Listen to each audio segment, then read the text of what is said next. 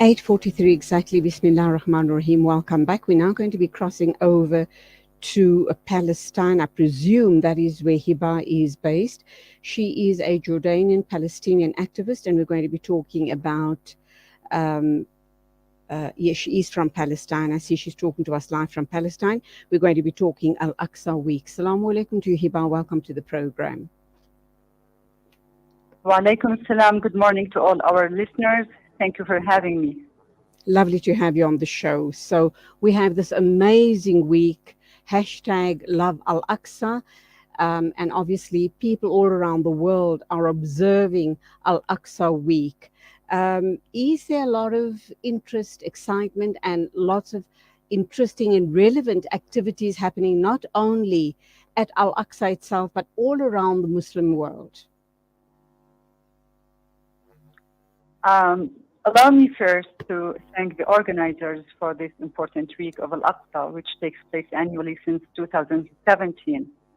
As it is badly needed to educate people all over about Al Aqsa and its importance to Palestinians and to Muslims in general.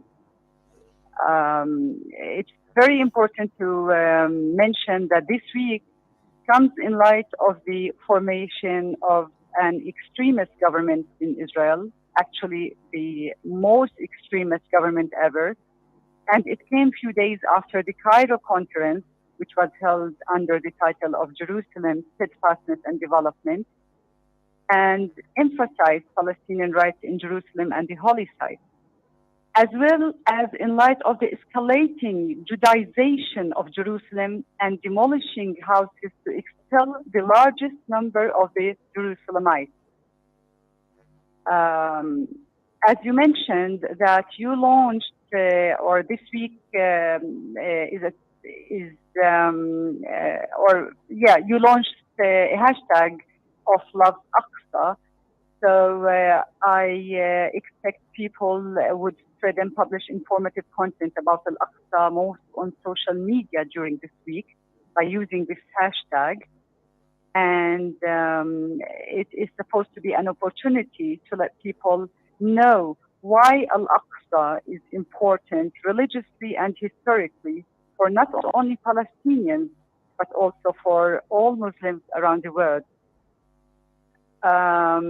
It is important also in this week to focus on the Palestinian and Muslim narrative regarding Al Aqsa in order to refute the Israeli narrative about it.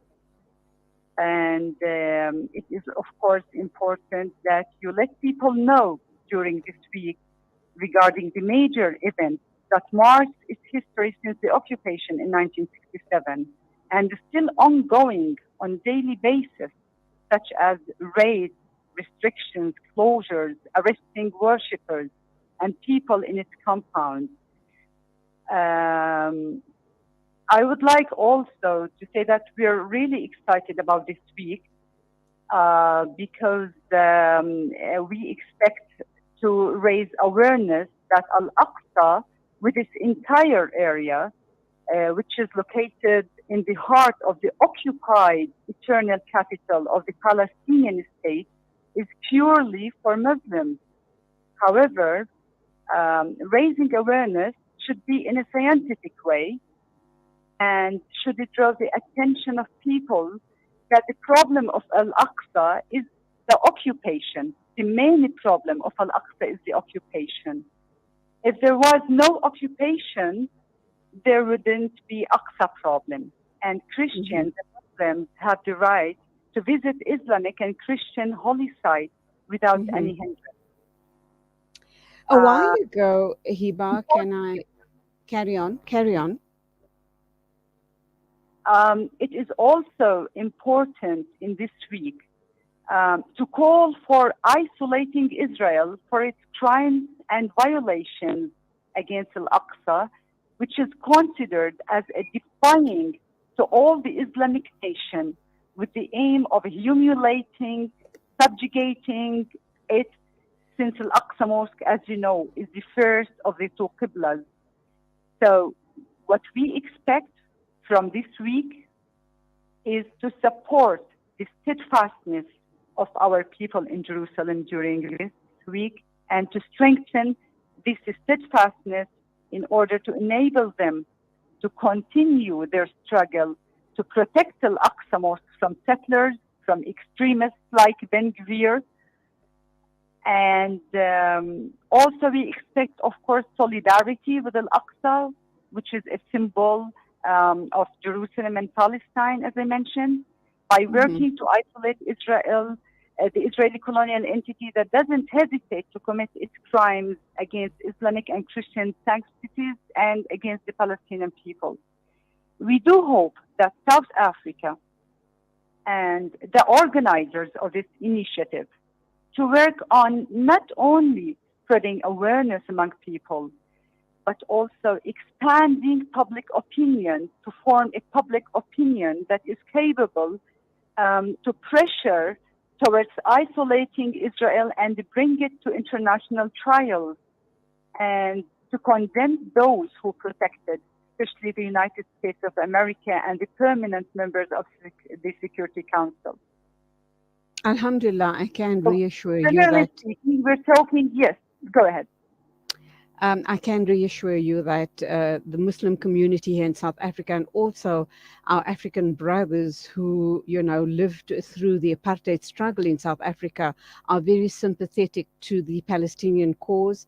And we keep these stories alive on an ongoing basis on our radio station, all on our different platforms here at Salam Media, and the Muslim community at large, and tying in with the hashtag Love Al-Aqsa, we have another hashtag here in South Africa for this week, which is hashtag South Africa Loves Aqsa. Alhamdulillah. Lots of awareness is being created in South Africa by the Muslim media.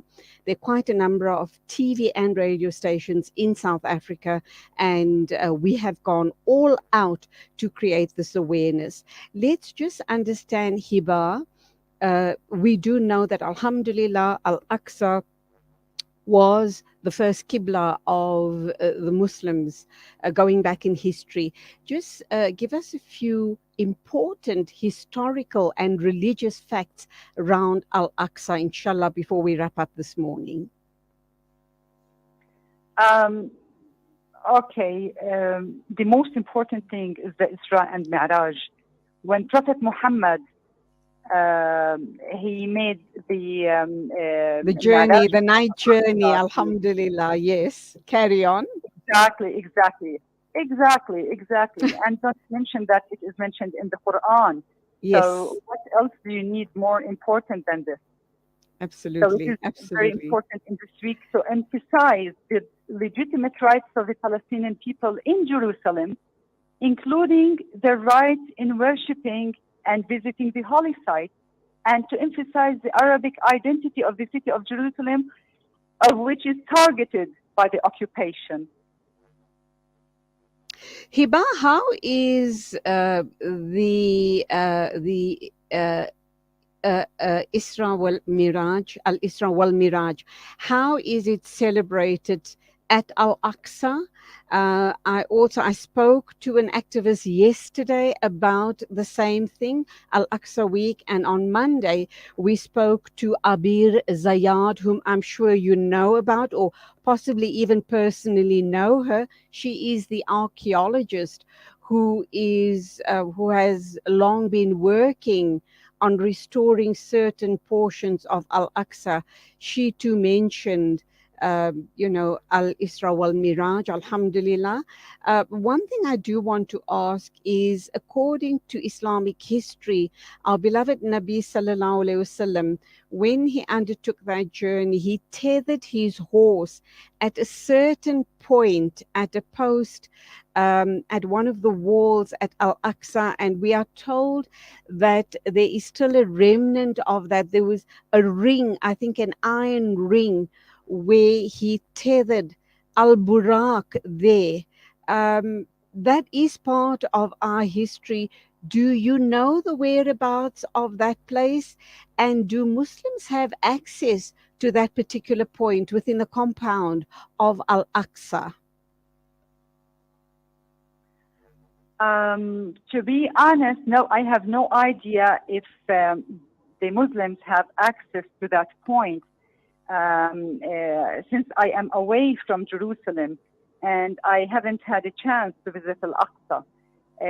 But of course, like in the memoir of this journey, Al-Isra wal-Mi'raj, Muslims, they celebrate in Al-Aqsa in many ways. They read Quran, they make celebrations, they distribute sweets, they mention the whole story to keep remembering it and teach it to the generation, and to make sure that this is part of our history, of our religion.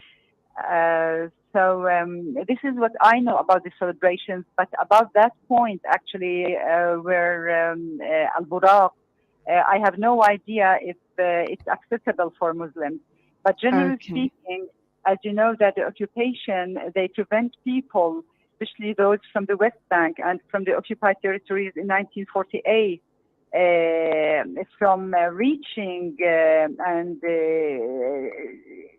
to have access to Al-Aqsa, especially when there's an occasion during Eid sometimes, or on Fridays.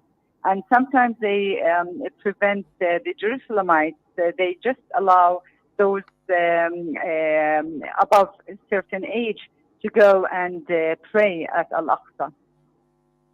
Inshallah, we make lots of dua that this week passes by in peace and harmony for the people of Palestine, those people who are allowed access to Al-Aqsa, and let them, continue their struggle against the occupiers.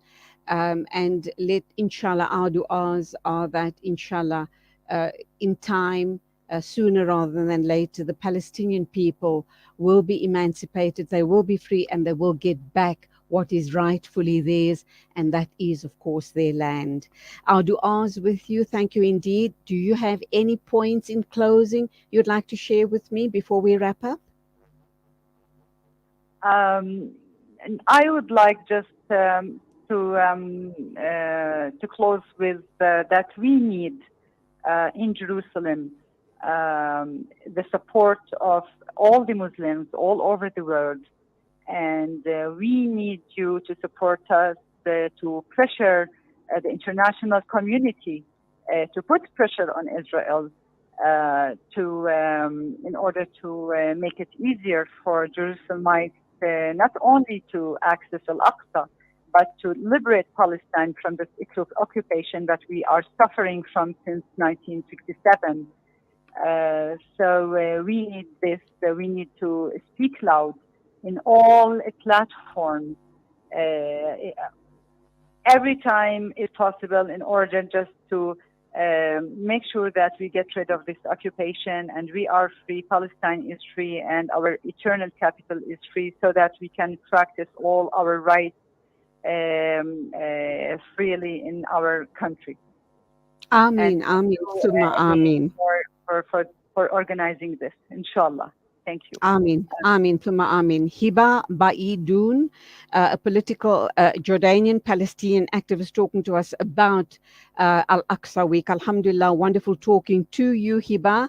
Our du'as will continually be with the people of Palestine. Go well and keep well, inshallah. 8:57 news and views right here on Salam Media. Shukran to you. When the perfect blend of stylish decor, exquisite halal cuisine, and warm hospitality come together, it could